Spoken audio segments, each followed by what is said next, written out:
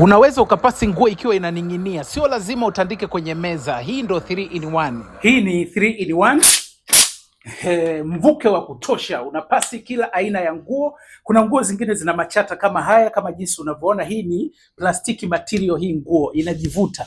Sasa nguo ambayo inayojivuta kama hii, maana yake ni kwamba ukitoa hiki cha kawaida ikawa hivi, hapa ukiweka inaunguza, hivyo unaweka hii.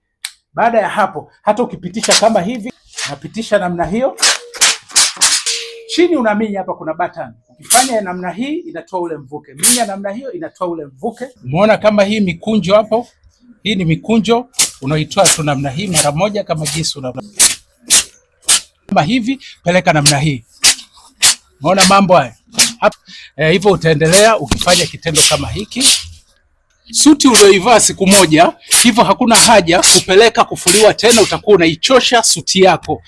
Kuna hiki kifaa hapa, kazi yake ni kusafisha suti, uchafu ambao umeuvaa kwa siku moja. Kama ni suti, ni jeans, put like this, no problem, like this, okay, then no problem for plastic material. Unaweza haya maji ukachanganya pamoja na perfume, kwa sababu ule mvuke ukitoka unakwenda kugandamiza unagandamiza kwenye nguo yako. Hivyo kama ni suti inabaki na perfume.